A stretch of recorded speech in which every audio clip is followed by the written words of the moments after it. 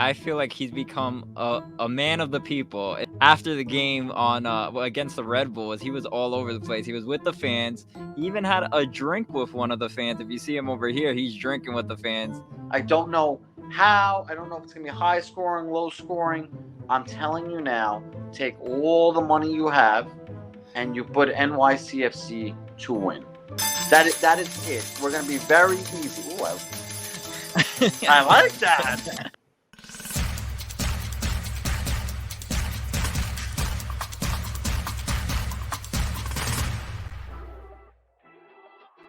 Welcome to the 22nd episode of the City Boys Show. I'm Javier, and we got Danny and Buzz. What is going on, boys? What is up, guys? I miss your faces. Yeah, I'm excited to see that mustache is still growing in there. Seriously, he's ready. It's a lot has happened since we last had our episode. We recap our thoughts on the 4-game winning streak that we've been on. We're third in the standings after all of this is said and done, after all the complaining we've done all season long. And we're in the playoffs, boys. Let's go, boys. Like to say, we were on the Blue City radio show like a month ago, and we were all doing predictions, and I predicted 57 points, and I was 1 point away. These boys had 60-something, 70-something points. I played it conservatively. We're in. We're going to make it happen. And then I bet $100 on the show live that we would win the championship. So I'm 1-0 right now. I'm going to go 2-0, taking this all out after we win it all.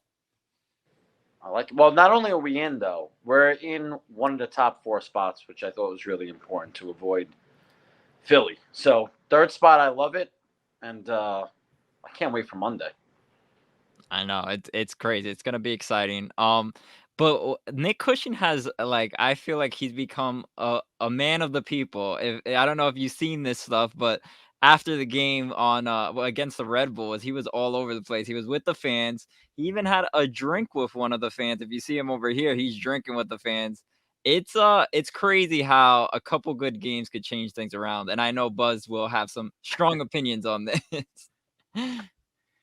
I mean, I'm happy. I'm happy that we're winning. I'm glad he's mingling with the fans. That's great. I wish that game we were there, we should have went afterwards. I forgot why we had to go home early. I think like responsibility or something like that. But I would have loved to have seen him. I don't know if he would have loved to have seen me, but it would have been nice to have a drink with the skipper.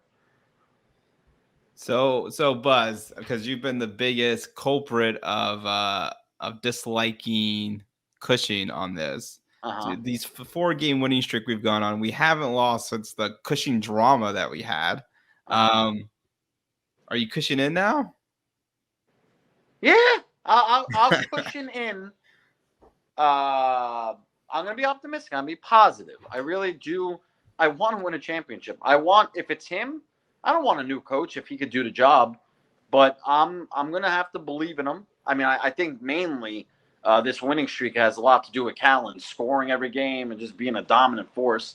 Really, I mean, who's a better defender than Callan's on both sides, like offensively and defensively? He had a hell of a year.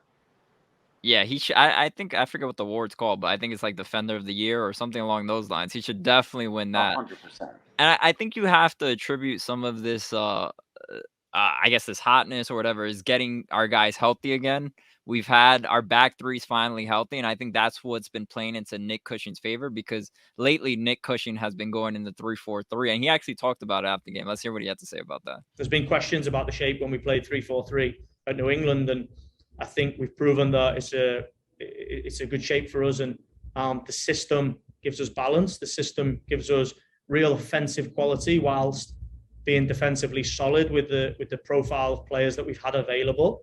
The challenge is now that we have everybody fit, how we fit everybody into that system. And, we shifted it a little bit today, and you can see how we did that when you watch the game. And I thought it made us even more solid and gave us balance against a really good Atlanta team. And So what do you guys make of the shift in the 3-4-3? Do you think that's the reason we've been so dominant? I mean, we've been playing well and our guys have been healthy. But what do you think of the shift in the formation? I mean, Danny, maybe I'm mistaken. It was either at one of the games or it was on the podcast. But didn't we talk about loving the 3-4-3 as long as we had like some studs in the back?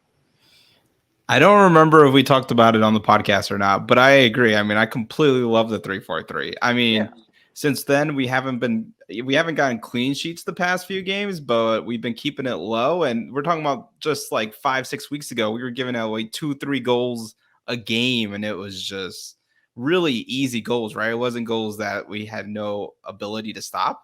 It was just poor play on our end. And now that we got these three guys back there, we've just been so dominant. Like, I'm not scared of anyone offensively, right? We had Josef Martinez just playing against us. We had a few other really good players, and I think we're playing well. And I think for the setup that we have going on against the Higuain, I think having those three guys in the back is going to be huge for us. Yeah, I mean, what we had talked about then was that we all loved it as long as it was Callens, Martins, and Chanel back there. And I think the three of them communicate well. Like you said, not scared of anybody. They could stop any offense, the three of them. Exactly. And I think also it gives the flexibility to allow Callens to push forward, right? Because we typically have two in the box. So Callens push forward because Callens plays striker now too. And it allows Chanel and Thiago Martins to hold it down while he goes out there and scores 3 goals a game. It's ridiculous. I think after one of the interviews, Callan says, "Oh yeah, I played striker like when I was 15 or something like that." So he's just bringing back his high school days, bro. Dude is dominant. And he's having so much fun out there, man. You could just see it. After the games, he's just having I've never heard Callens talk so much in my life. After the Campiones game, he was going ham, just talking to reporters for like 20 minutes. Well, I think everybody was going ham because everybody had a couple of drinks in their system. Everybody was celebrating that cup win. We didn't even get to talk about that cup win. How significant does that cup win feel to you guys? We were on the sub soccer podcast, and I think we talked about it there, where it was like, it didn't mean anything if we lost it, and it meant the world if we won it. And I think you could see the confidence that it gave to the squad. We haven't lost since then, and although they were ranked 17th, I think, or 7th in their league, we're looking at the teams that we've beaten since then, and it just shows the confidence that we've gotten from that game. I feel like the guys remembered what it felt like winning, and they don't want to give that up. I mean, I love that we had another trophy. I could say, maybe the team springboard after that, and they've been obviously hot. Like Danny said, if we lost it, I don't think any one of us are talking about it. I love that we have some more hardware. I love that, it might have helped the team go in the right direction, get that winning feeling again. I like it. So now we have 2 trophies. I like it. 2 more than the Red Bull, so that makes me very happy. Let's get into that Atlanta game. We looked strong that whole game. I felt like towards the end we had to sub up most of our guys, but we'll talk about that later. But we looked strong. First goal came in the 9th minute with Perea with the chip. Parks, I don't know if you realized, but Parks did a no-look pass to Talles Magno, and then Magno did a smooth pass straight to Perea, who was running the whole time. What do you guys think of the goal? I thought the goal was, first of all, that chip was just such a quality chip, man. Like, Pereira is just such a goal scorer, man, for this team, and I love him out there. But it just made me realize how much we miss Parks. Having Parks out there, and the way he passed that ball and the way he kept passing the ball in the midfield, I've never seen us have such fluid passing since like when we lost Parks. So it was really great seeing Parks out there, and I just love that goal, and just kind of represented what this team could be when it's playing the best quality football it can play. Well, not to give us credit, but we talked about this weeks ago. We talked about GP playing the striker position, Magno doing what he does best, which is creating things. His passes are amazing. Yes, he has to work on his finishing, but GP has no problem finishing. Seriously, I think he is our most he has the most quality when it comes to finishing for our team right now. And Magno playing the false nine and kind of laying that bottom. It's kind of like they practiced that one in the facility. It just felt so smooth, and he made that run very clear, and it was obvious. We had the Hebed goal later, but I think yeah, this game mattered because we wanted the third seed, but the injuries is kind of what overshadowed this whole victory, and it was a nice victory, but the injuries were a concern, and so we had Tallis get injured. I think it was a shoulder injury. Actually, we had the coach discuss it after. This is what he had to say. Foot injury for Tavon. It's a shoulder injury for Talles, and it looks like a calf for Alfredo. The severity of them is we don't know. We're between. I'll tell you one thing. When we haven't ruled them out as really serious yet. So, but it's the initial period. So, like I say, we'll give the medical team space and we'll go from there. This win just felt very costly. I mean, I think it's great that we're going into the playoffs hot and we got the third seed instead of the fourth seed because nobody wants to play Philly. I think we know they're one of the strongest teams on the East, but just losing these players is going to be tough if it's significant injuries. My thinking is, on the bright side is we get Tinnerholm hopefully starting and if you're going to replace Gray with someone, Tinnerholm is not a bad replacement. You're right. I mean, Tinnerholm is actually the starter, and I know he hasn't had quality minutes, and he does probably not 100% form for the game. But I think having Tinnerholm is going to be great. And then I think we got to get Talles Magno back. That's like the number one player. If we lose him, we're in a bad place. But with Morales, I think now that we got Parks back, and this 3-4-3 that we're playing, it gives an opportunity to maybe put more offensive guys out, right? You put Parks where Parks typically plays and then puts Maxey where Morales plays. And then maybe we might be able to kind of go with that center field back. So I think the biggest loss is Magno, and hopefully we get him back. You don't need a shoulder to play soccer. I'm just saying. And so hopefully we get him back, and the other two guys, I hope they can make it, but if not, I still think we have players to substitute in. What do you we want them to play, and we really want to put our best foot forward here. We want a healthy team. Obviously, all teams have injuries. I feel like we've had a lot of bad luck with a lot of injuries this year. I want Talles in that starting lineup. Yeah, that's well. I don't think Talles' injury was as bad as Tavon's, to be honest. Tavon actually had to. I think it was he was like being held up and getting carted off the field in a sense. So I think his is a more significant injury than Talles is. Hopefully the shoulder will be fine. But yeah, I think Talles is a must out there. If we lose Talles, that's going to be a huge blow to our team. And I want to say Danny brought up a great point. Like Tavon's been playing great. He's been playing better, but you got to be happy if Tinnerholm's in your lineup. Like Tinnerholm's he's a stud, if not for the injury, I think he's in there and he's starting every week. And talking about backs, man, I know this is a little off topic, but the growth of O'Toole, man, O'Toole coming in the Campiones game, and now he's part of the starting lineup. It's just amazing. Yeah, Nick Cushing's been raving about O'Toole. I think he really likes him as a player. So I don't. It's crazy because it didn't feel like Amundsen was ever going to be subbed out, and it seems like I don't think Amundsen has an injury. He's not on the injury report, but it seems like O'Toole is more. I think he flows more into Nick Cushing's 3-4-3 system, and that's why he's getting more minutes.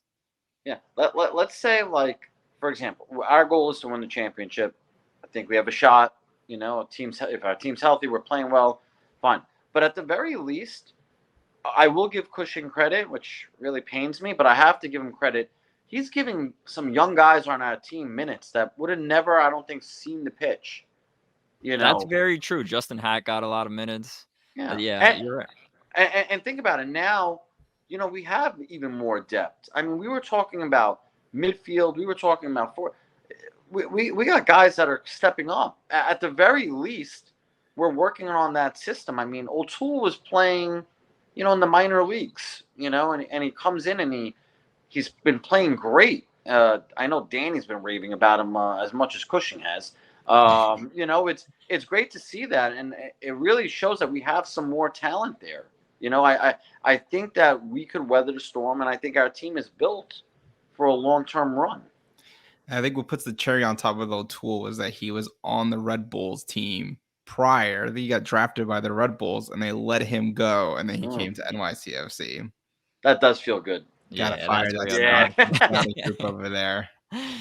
But let's move on to this NYCFC versus Miami game. It's exciting. So everybody was upset earlier this week. Well, actually, just earlier today, that we were gonna have to go to Red Bull. I was annoyed. I do not want to travel to Jersey at a 7 p.m. game. But news has come out, and all is well again. We are going to be playing at Citi Field. Glenn Crooks tweeted out NYCFC versus Miami. Relocated from Red Bull Arena to Citi Field on Monday, October 17th. And Jordan Griffith on Twitter, he's been like the main guy talking about this whole time. And he was like, hey, I just got a message from a staff member at the Red Bull. It's like, yeah, we're not working that day. So he's been on it. It's kind of crazy to hear that. But yes, I am excited, guys. I'm excited that it's back in Citi Field. I know we have some PTSD from Citi Field when we had Matarita on the team and we had the first round bounce. But are you guys excited to be back at Queens at Citi Field? I like being called the New York team and playing in New York. I know the Red Bulls don't know anything about that. And I'm very excited about it. Red Bull Arena, although it's a what do they call it? A standard, like an actual, supposedly the size of the correct pitch. Yeah, and exactly. Soccer specific stadium. That somehow that stadium sucks the energy out of our team and out of our supporters. And Citi Field still brings the vibe of New York. So I'm excited to have that game back there, and I think it's really an advantage for us. I love that we're in Queens. I mean, we went to a few games in Queens this year. The energy was great. I love it. Queens is home for me and Javi, even though he's back and forth with Brooklyn, but he's a Queens guy. It's going to be exciting. Listen, we have a little sadness the last time we had a postseason game in Citi Field, but I'm so happy this is not a Red Bull Arena. I feel like this is as close to a home game for us, as being in Yankee Stadium. Red Bull, I just feel like we wouldn't have that same vibe, that same feeling. Do we think the fans are still going to show up as much as they do at Yankee Stadium? I guess that's my concern. I still want it to feel packed crowd. We know the atmosphere is going to be there because it's going to be a playoff game. And that was one other concern. If we were going to play at Red Bull Arena, there's a ban on us bringing drums and things like that to Red Bull Arena. So you wouldn't have had that same atmosphere. So this is a huge, huge win for us. But do you think we're going to get a big crowd?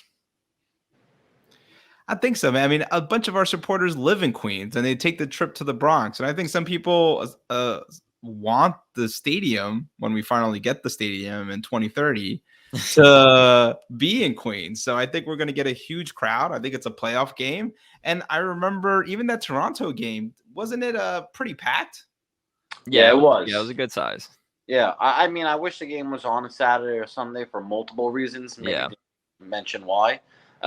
He would like it to be on a Saturday or Sunday, but I think we're gonna have a really good turnout. I think Queens is, it's easy to get to. I think everybody's gonna want to be there.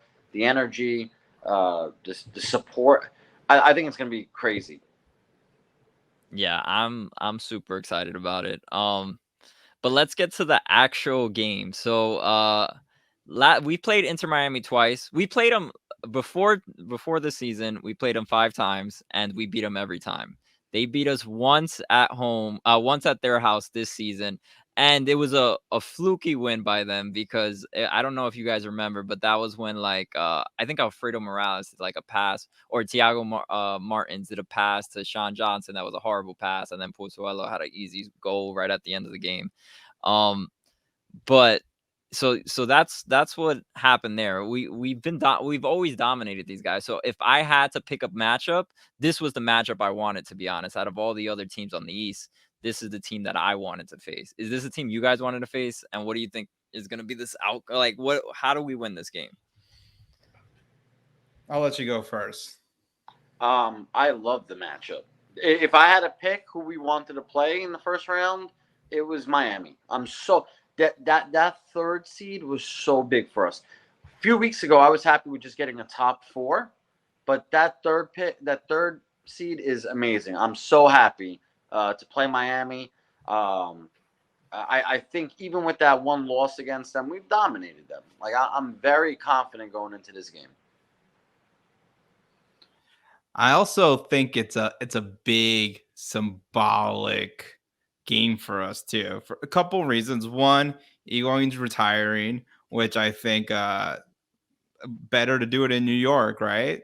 And then 2, on top of that, our last game with Tati Castellanos was against Inter Miami. I don't know if you guys remember that.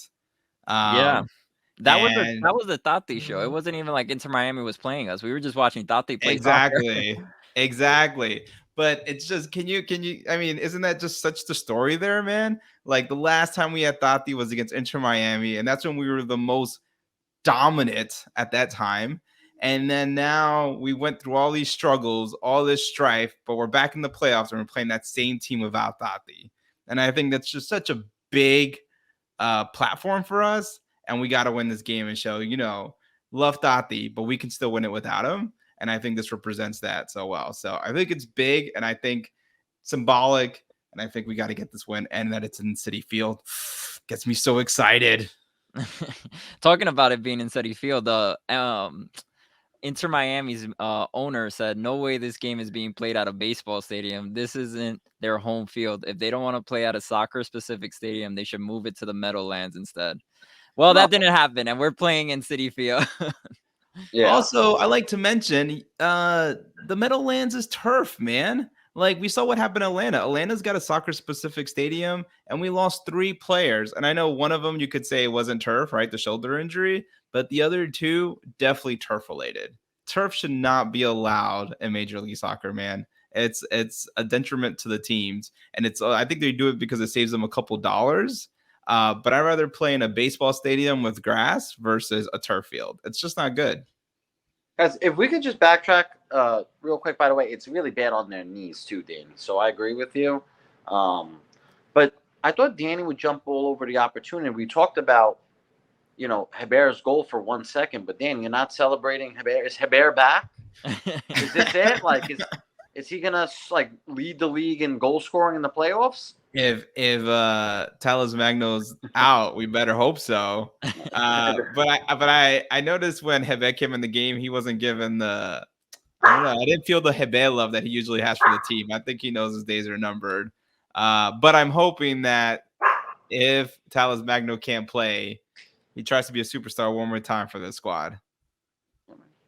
I liked his goal, by the way. That was classic Hebe. Yeah. But it was off the volley. It was nice, right? Yeah, it was. It was a nice one, but it was still 6 feet away from that. when you're at 7, he can't make it anymore. But 6 and in, he's a beast. Hey, that's our Hebe. All right, leave him alone. Let's get into the starting lineup. We've been talking about it. This is who I think may start. Granted, there might be injuries involved. As I said, I think Tavon is more injured than any other players who were injured last week. So this is what I think the starting lineup is. I got Johnson, Chanot, Martins, Callens. Then I got O'Toole, Parks, Acevedo, Tinnerholm, Maxi Morales, Perea, and Magno. And I think we're going to go, as we've been doing, the 3-4-3. Are there any objections to this lineup? None. I mean, we don't got Santi out there, guys. So, and although Santi's been a baby for like the past 6 months, I don't know what's wrong with Santi. And we played really well without Santi. I think we got to have Santi out there. He's just too talented to not play.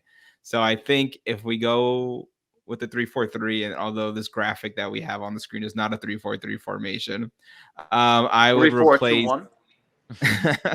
I'd probably put Morales where Acevedo is, back in the middle, and then put Santi out there. No, but Acevedo's been playing every game, if I'm I know, not but mistaken, right? we didn't have Parks every game, so I mean, we moved Parks to the right and put Maxi in. But I think we got to play offensively, especially in the beginning of this game against Miami, and I think then you can bring in Acevedo later in. I mean, that's yeah. I don't I know. What do you guys think?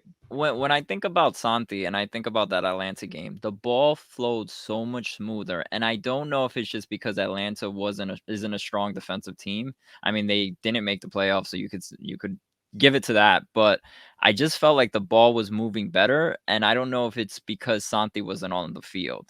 And I think we played well with this lineup that was out there, rather than we had Gray rather than Tinnerholm, but for the most part, this was the lineup that was strong, and I think we keep it going, to be honest. Yeah, I mean, I do kind of like Maxi next to Parks, but I mean, we're not saying we're not going to play Santi at all. Maybe, he's the first substitution that comes in. Maybe he comes in for Maxi to replace Maxi, but I love this lineup. I don't know, guy. In my opinion, though, if we're in the playoffs, you play your most talented players, and Santi is, although a crybaby, one of the most talented players we have on the team. And if you lose the game and Santi wasn't out there and from the starting lineup, I think it'd be a tough sell. So I think we're going to see Santi out there. I think we'll see him at one point, but I think to take Acevedo off, we do need that defensive-minded player, and Maxi just isn't that guy. I mean, Maxi is as talented as he is. He's not going to bring the best defense you need out there. Gotcha. And you think that Santi should be starting over? I mean, Pereira should be starting over Santi. Yeah, I think Pereira plays really, really well. It's hard to say that Pereira shouldn't be on the pitch. That Pereira, I mean, he's such a threat. And You know what I mean? but you also got to remember, Parks can't. Well, we haven't seen Parks in a full game yet. So Parks, while he can maybe come in the game, he may not be able to finish. You know what I mean? So we're probably not going to get 90 minutes out of Parks. No, so then that comes into play where then you can sub in Santi Rodriguez, and then you could play around with the lineup in that sense. I think we're starting Santi, but we'll see. We'll see. All right. We'll start Santi, and you're gonna complain the whole time that he doesn't pass the ball. I do complain about Santi a lot, man. You and him have something in common about complaining, all right? At least I complain about just the coach. It's betting with Buzz time. Buzz, it's a playoff game. All right, so I talked to the boys before the podcast. We're doing well, okay, in this sports betting world. We are going to load up. We're putting everything, all right?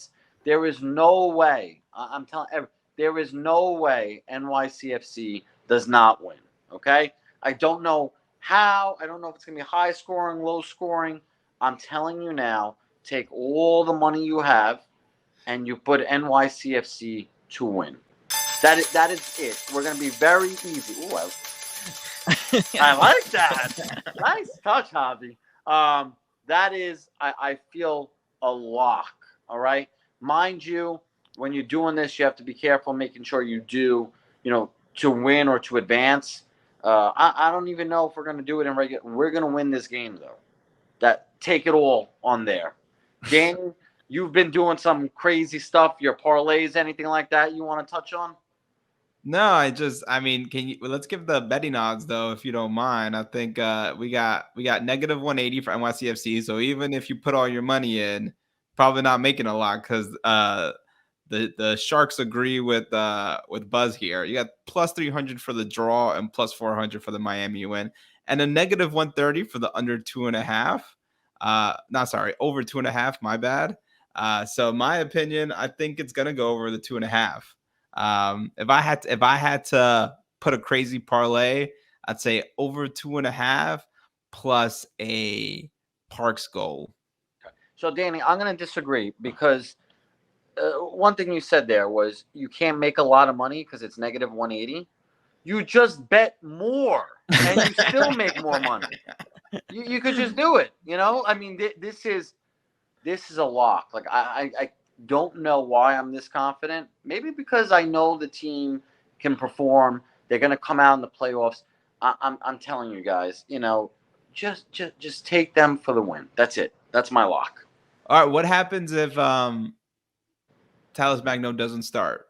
You still got him for the lock? Yeah. They win no matter what. All right. We don't need to.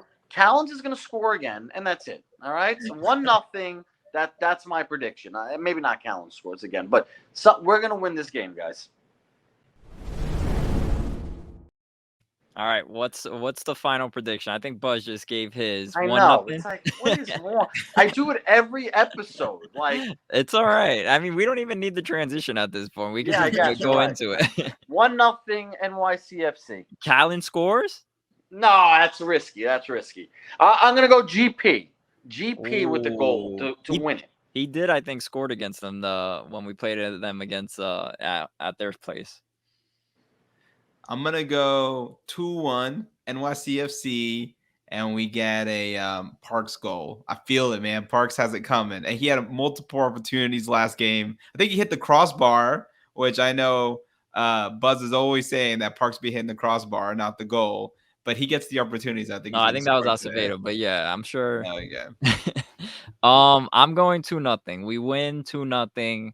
Who scores? I got Tallis and Maxi. Maxi's been scoring a lot lately. Maxi, he knows he needs to take over. He knows Tati's not over there, and he'll score some goals for us. So I got Maxi scoring one for us this week. Javi, why don't you get even like riskier, like, and say Maxi to score with a header? How about now you're bugging out. I think, he actually did that. That would be insane. Be like plus 10G. That would be ridiculous. We'd be rich.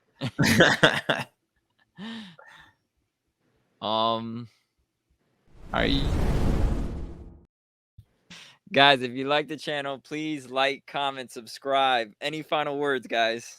Yeah, I'm gonna send out like a petition. And we want all of our fans to sign the petition so Danny could come to the game on Monday. We will be there, Javi and me, for sure. I'm like, I get excited going to Citi Field, even though the last time I went to Citi Field, I saw my Mets lose in the playoffs. That was a rough one. It was horrible, embarrassing. But we will not have that. Monday, we'll be there. Javi, hopefully we do everything, but I'm excited. It's going to be a good time. We just can't have flashbacks of 2019, I think it was. We got to switch it up somehow. We need some good voodoo in that place. Well, now that Matarita's gone, hopefully he took the bad mojo with him. The bad juju. All right, yeah. Laters, guys. Peace out, guys.